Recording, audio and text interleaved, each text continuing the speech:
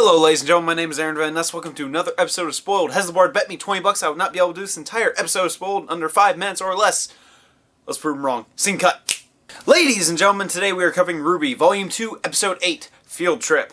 What kind of trip? I don't know. Fields. They're tripping in fields. Opening scene, we get to see the giant beautiful tower, Osben, Ironface, and Glinda Goodwitch are all talking about the break-in. I have to say I'm genuinely happy that I was wrong and Rwby is totally not getting blamed for this, but instead Ironface is even, like, accommodating her. He's like, oh, you're really good at your job, congratulations. I also have to say I love the way Rwby beats her on the bush because she's genuinely nervous about the conversation. She's really just kind of like, okay, we're taking that kind of tone, aren't we? Talk. So I'm not gonna lie, they talk about a lot of really important stuff in this scene, and Rwby kind of gives away the location of where, you know, the White Fang might be and stuff like that. Ramon! However, that's not what I want to talk about. What I do really want to talk about is what happens in the next scene, because they get something in the mail.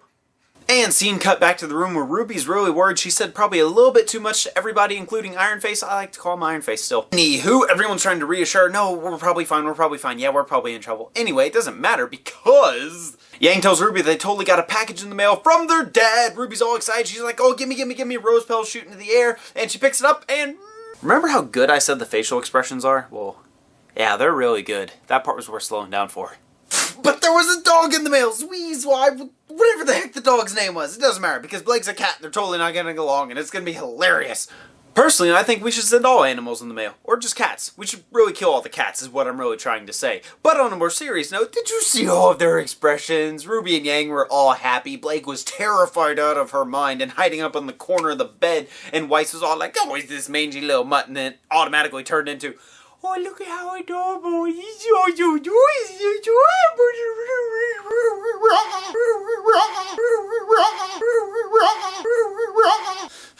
That's the part I think I'm having a seizure. But seriously, who didn't think it was funny the fact that the cat lady is technically hiding from the dog up in the top corner on the floating bed? Also, if you look closely, you can see the picture hanging there looks just like the red trees from Blake's trailer. I can't breathe. Also, when you think about the adorable little doggy is technically stalking a cat while she's up on the top bed. My goodness, that's a lot of food. Wait, can that dog use a can opener? And scene cut. Don't got time to do anything else. Also, Beacon Academy backpack now available through Rooster Teeth's store. Seriously, if that dog didn't die in the ride over in the mail, I'm pretty sure it can be perfectly fine in the backpack. Also, that dog is adorable.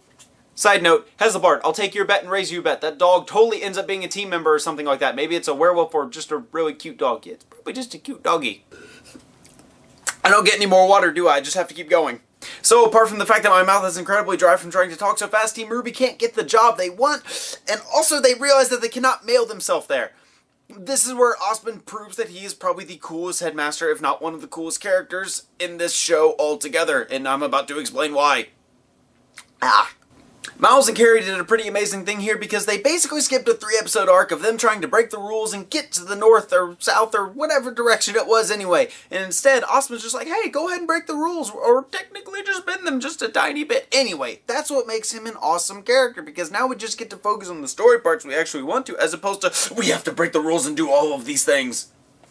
I probably should have done a scene cut there, don't you think? Nah, we'll just go with it.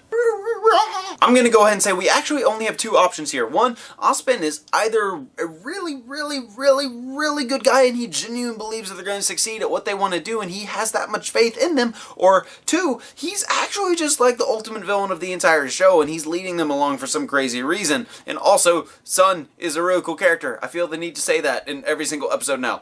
I really hope I'm wrong about the whole Osben thing. I'm wrong about a lot of stuff, so I feel okay. And good luck. Scene cut, by the way. Wait, you're telling me there's actually a Team Coffee? Huh. So anyway, Team Rwby's worried about Team Coffee. They run over, try to figure out why they missed the dance and all the awesome stuff that happened at it, and Team Coffee basically just responds, nothing happened. There were just so many of them. So if nothing happened, why the gloomy face? Seriously, it doesn't make any sense. Don't worry, I'm sure we're gonna find out in the next episode, or the episode after that. And technically a scene cut, and I have to say, all of their surprises were amazing when they found out they were fighting alongside a genuine huntress. They went from sheer joy to sheer, well, Weiss was probably my favorite just because it was the blank stare of death in her eyes. Also, Rwby has a ton of flowers in her backpack along with the dog. I hope the dog likes to eat flowers. Did they bring the can opener? Finally, I thought their huntsman leader might actually be Crow. How amazing would that be? That'd be really amazing, but no. Guess what? I said that's gonna be Volume 3, not Volume 2, and instead we get Professor Crackhead. I know that's not actually his name, but let's face it, if the guy moves that fast, there's no way it's only coffee that is fueling him. He is actually a crackhead, and he's all... HESLIBARD, my heart hurts.